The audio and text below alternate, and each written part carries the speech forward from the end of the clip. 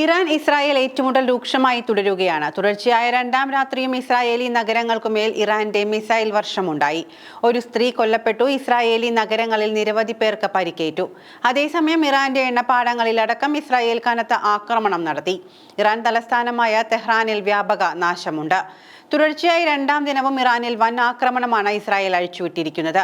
തെഹ്റാനിലെ പ്രതിരോധ മന്ത്രാലയത്തിനും എണ്ണ സംഭരണ കേന്ദ്രത്തിനും ഇസ്രായേൽ ബോംബിട്ടു.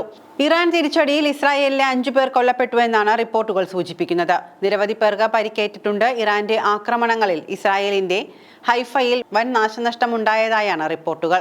യമനിൽ ഹൂതി സൈനിക മേധാവിയെ ലക്ഷ്യം വെച്ചതായും ഇസ്രായേൽ അവകാശപ്പെട്ടു. ആക്രമണം തുടരുമെന്ന് ഇറാനും ഇസ്രായേലും വ്യക്തമാക്കി. ഇതിനിടെ ഇറാനു വേണ്ടി ചാരപ്രവർത്തനം നടത്തിയ 2 ഇസ്രായേൽ പൗരന്മാരെ ഇസ്രായേൽ അറസ്റ്റ് ചെയ്തു. ഇവരെ ചോദ്യം ചെയ്തു വരുന്നതായി ഇസ്രായേലി മാധ്യമങ്ങൾ റിപ്പോർട്ട് ചെയ്യുന്നു. യുദ്ധത്തിൽ ഇടപെടാൻ 2 ദിവസമായി ഇസ്രായേൽ അഭ്യർത്ഥിച്ചിട്ടും ഇടപെടുന്നില്ല എന്ന് അമേരിക്ക വ്യക്തമാക്കി. അതേസമയം ഇറാനിലെ ബഷെഹർ എണ്ണപ്പാടത്തിന് നേരെ ഇസ്രായേൽ നടത്തിയ ആക്രമണത്തെ തുടർന്നുണ്ടായ തീ നിയന്ത്രണ വിധേയമായി എന്ന് ഇറാൻ വ്യക്തമാക്കിയിട്ടുണ്ട്. ബുഷർ പ്രവിശ്യയിലെ പാർസ് റിഫൈനറിയാണ് ആക്രമിക്കപ്പെട്ടത്. ആക്രമണത്തിന്റെ വീഡിയോ ദൃശ്യങ്ങൾ പുറത്തുവന്നു. ആക്രമണത്തിൽ റിഫൈനറിയിൽ ശക്തമായ സ്ഫോടനവും തീപിടുത്തവും ഉണ്ടായതായി വാർത്താ ഏജൻസി റിപ്പോർട്ട് ചെയ്തിട്ടുണ്ട്. ഇറാന്റെ ഭാഗത്തു നിന്ന് കൂടുതൽ തിരിച്ചടിക്ക് സാധ്യതയുണ്ട് എന്ന് ഇസ്രായേൽ പ്രധാനമന്ത്രി ബെഞ്ചമിൻ നെതന്യാഹു പറഞ്ഞു. തെഹ്റാനെതിരെ ആഞ്ഞടിക്കുമെന്ന് ഇസ്രായേൽ സൈനിക മേധാവിയും പ്രതികരിച്ചു. ഇതിനിടെ ലോകത്തിലെ ഏറ്റവും നൂതനമായ ജെറ്റുകളിലൊന്നായ ഇസ്രായേലി A-35 വെടിവെച്ചിട്ടു എന്ന അവകാശവാദവുമായി ഇറാൻ രംഗത്തെത്തി. എന്നാൽ ഇസ്രായേൽ ഇക്കാര്യം നിഷേധിച്ചു.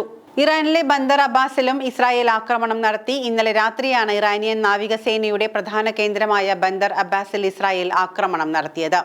എന്നാൽ മണിക്കൂറുകൾക്കുള്ളിൽ തിരിച്ചടി നൽകുമെന്ന് ഇറാൻ പ്രതികരിച്ചു. വ്യോമ പ്രതിരോധ സംവിധാനം പൂർണ്ണ സജ്ജമാണ് എന്ന് ഇറാൻ മാധ്യമങ്ങൾ റിപ്പോർട്ട് ചെയ്യുന്നുണ്ട്. ഇറാനിലെ എണ്ണപ്പാടം ബുഷഹർ പ്രവിശ്യയിലെ പാർസ് റിഫൈനറി ലോകത്തിലെ ഏറ്റവും വലിയ ഗ്യാസ് ഫീൽഡുകളിലൊന്നാണ്. ഇതാണ് ഇസ്രായേൽ ആക്രമിച്ചിരിക്കുന്നത്.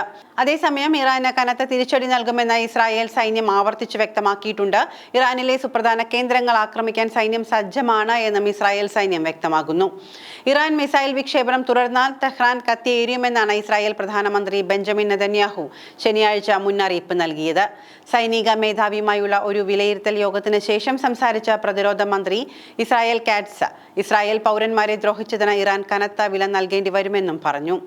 എന്നാൽ ഇസ്രായേലിന്റെ യുദ്ധവിമാനങ്ങൾ തകർത്തുവെന്നാണ് ഇറാന്റെ അവകാശവാദം. ടെൽ അവീവിലെ വിവിധയിടങ്ങളിൽ ഇറാൻ മിസൈൽ ആക്രമണം നടത്തി. ഇസ്രായേലി പ്രതിരോധ ആസ്ഥാനം ഉൾപ്പെടെ ഇറാൻ ആക്രമിച്ചതായി റിപ്പോർട്ടുകൾ പുറത്തുവരുന്നുണ്ട്. നിരവധി തന്ത്രപ്രധാന സൈനിക താവളങ്ങൾ ഉൾപ്പെടെ 150ഓളം കേന്ദ്രങ്ങളിൽ ആക്രമണം നടത്തിയെന്നാണ് ഇറാൻ അവകാശപ്പെടുന്നത്.